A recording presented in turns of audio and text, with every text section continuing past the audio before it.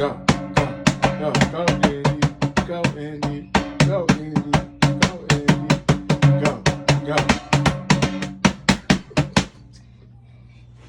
Yay!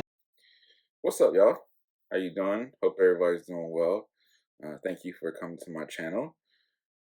So I want to talk about something, and I want to first pose it with the question: what was your gateway? What gate did you open, go through the way, and it led you to a certain path? That's my question. What was your gateway? That's how I want to start this video. And when I talk about that, and when I talk about the path, let me start by going to the beginning or earlier in my journey. And so when it comes to music, I think that my music journey was eclectic. And I didn't have my the type of music I listened to was more so based on the environment, the people that were around me. So early, it was kind of based on my mom, who she was listening to a lot of R&B. She listened to a little rap here and there, and there was certain stuff. But my mom listened to Michael. She listened to Stevie. She listened to like a lot of the old R&B groups and stuff like that. And then she listened to Laurynhill. Laurynhill was like really big. And then sometimes she, like I said in one video, she transitioned to just not listening to music. She was listening to mainly in the morning or in the car. She was listening to talk radio or meditation tapes. But I do remember one of the first concerts I think I ever went to with my mom that I really remember was I remember going to a Lauryn Hill concert. And she was a little late at that concert, but it kind of was what it was. I remember going to a concert in Chastain with my mom. I'm not sure exactly who it was. It could have been Stevie Wonder. It could have been a jazz artist for all I know. And then my mom says that the first ever concert that she took me to was Michael Jackson. And I don't remember it, of course, because I was young. But that's my mom, so I'm rolling with whatever she says. If she says she took me to Michael Jackson, then it was the 1983 Thriller World Tour for all I know. So we're just gonna roll with that. And I was born in '86, so that's what we're gonna go with. And then a lot of my other music taste was shaped by, I want to say, like my little brother, because I just wasn't exploratory. Like I wasn't going out to find music. I myself, like I was kind of just listening to whatever everybody else was listening to. And my little brother, the song that I remember that he was like huge on for a while was Chumbawamba, Thub Thumping, something like that. That whatever it's called. But he was big into jock jams. He was big into Blink-182. So that was kind of my music taste. But these weren't gateways because, like I said, I wasn't exploratory. Like I didn't go out and I didn't search for music that was similar or different or kind of a part of these genres. I was just listening to whatever they were listening to. And so then I want to say like middle school I got into rap.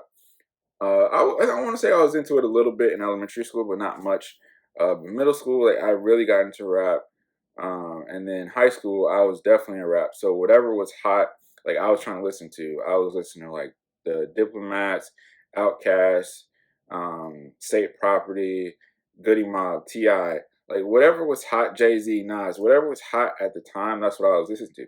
But it wasn't kind of as spread out like it was earlier. Because again, I was listening to kind of what my environment and the people around me were listening to. And then I want to say when I got into college, that's when I had my gateway experience. And I remember in college, I went to a really small school. I remember watching MTV2. And MTV2 was for college kids. Like that was where a lot of college kids, you got a lot of this small bands and indie bands versus them playing the more trendy stuff on MTV. So MTV2, I would watch it, and there was like this particular video that would just kind of come up, and I don't think I paid it much mind the first time I saw it, but then like the second and third time I saw it, that's when I really started paying more attention to it. And it was this group, and there was this black guitarist, and they were playing this really up tempo riff. Like their drummer was just like really fast paced drumming, and it was Bloc Party. And the first song I heard of theirs was Banquet. And it was like once I really sat down and listened to it, I loved it. And I don't think I didn't even understand the lyrics the first time I heard it. But I loved it. And so it's like I went out and I want to say at some point I went out and I bought not that, but I want to say later on, I went out and I bought the Bloc Party CD. Like I own the first two Bloc Party CDs. I purchased those definitely. Like this was before iTunes and you could do everything and download. Like I purchased it. So I was huge in the Bloc Party, and then I started like really watching MTV2 to kind of see what they had. Like I was exploring, and then in my second year of college, I ended up transferring and going to another college. That's when I really discovered, I really got into Pink Floyd. And like when I say I really got into Pink Floyd, like I really got into Pink Floyd. Like that's when we had, I think LimeWire and some of the other downloading sites were still big.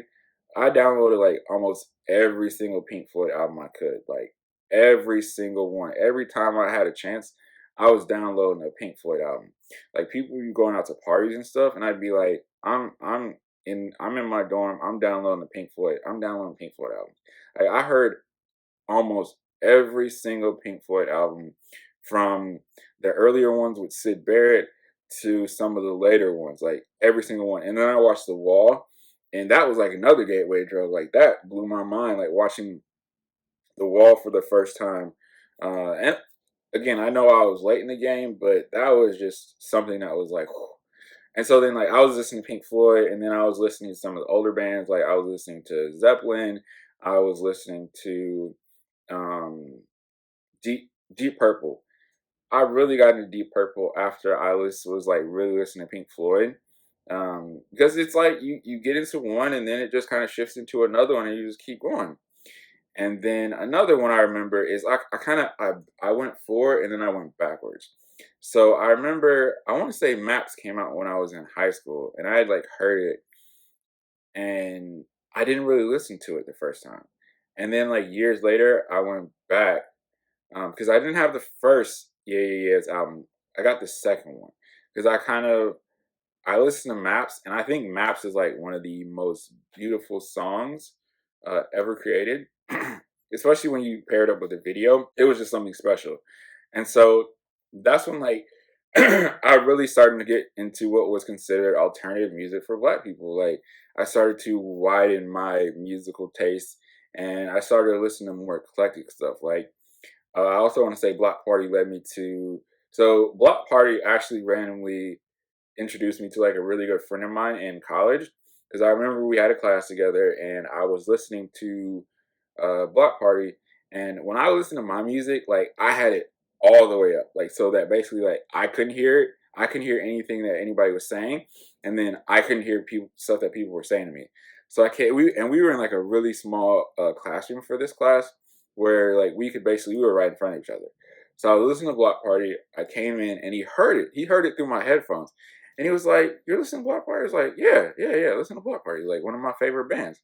And so we started talking, and he was putting me on some other music, and I think that's how I had originally heard about Lightspeed Champion, but he put me on some more Lightspeed Champion, and because Lightspeed Champion is Devin Hines, who ended up becoming Blood Orange, and then he ended up becoming something else. Because when he first started, he was more so like acoustic and eclectic, and yeah, but it was like all this stuff was just like kind of one led to another.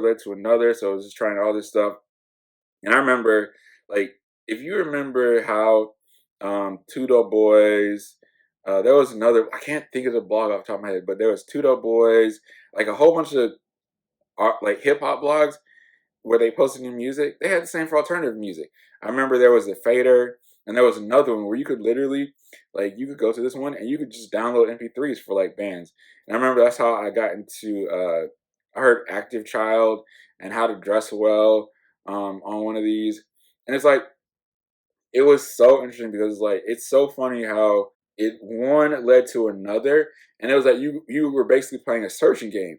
You were like, all right, what sounds like this, but also sounds like this, and sounds like this, and sounds like this, and it sounds like this. Because like that's how I got into Bat for Lashes. I got into Silver Sun Pickups. I got into like just a lot of stuff. Like a lot of the music that I heard came, I don't think I would have heard that music if I never really got into like Bloc Party and Pink Floyd and the Yeah, because like they all led into another one, and I thought that was cool. And I think it's different now than it was then, because I think you had to be more exploratory then. And now it's kind of like you listen to it, and because like you're on something, YouTube or whatever algorithm is going to push the music. They're going to try to feed the music to you. And it's like after a while you're just kind of like, I don't really care. I don't really want to hear that link. I don't really, it's just like it is what it takes the fun out of the game. It takes the fun out of having to go out, search for stuff, and appreciate stuff. And it's like, yeah, it's just like, I don't know.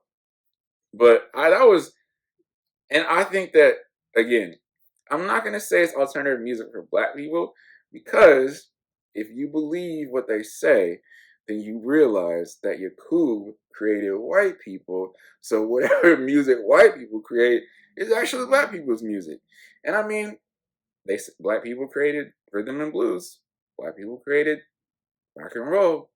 So there's no such thing as alternative music to black people. All right, I'm gonna chill. I'm on my Dr. Umar a little bit, so I'm gonna chill out. But really, there is really no such thing as alternative music as black people, because we are the creators, we are the innovators, as Stevie Wonder, not Stevie Wonder, but Little Richard would say. Little Richard says he's the innovator of rock and roll. But anyways, no, there is no such thing as alternative music to black people. There's really no such thing as alternative music anyway. Like, whatever you like is whatever you like. You just appreciate music. Good music is good music at the end of the day. So whether you like Jay-Z or you like the dudes that created What the Fox Say, it is what it is. Just appreciate good music. Explore good music. Open your minds. Just whatever your gateway was. I'm interested to know what people's gateway was that led them down a path where they started to listen to music that they generally didn't listen to. Yeah. And I just want to talk about that real quick. There may be some ramblings, but have you noticed a lot of my videos come across like this? And that's how it is. I'm still learning. I'm still growing in this. I hope you continue to grow with me. And also, thank you. There's 22 of you guys that follow me, subscribe to me. It's not a lot, but I'm appreciative. I'm trying to appreciate everything that happens to me in this, no matter what. Because if anything was to happen, I just want to be appreciative. I'm just trying to appreciate the steps that I'm taking in this kind of process of attrition. So thank you. I appreciate you guys. Hope you enjoy this video. Watch some of my other videos. Give me your thoughts on my videos. And yeah, hope you guys continue to have a great one. Peace out.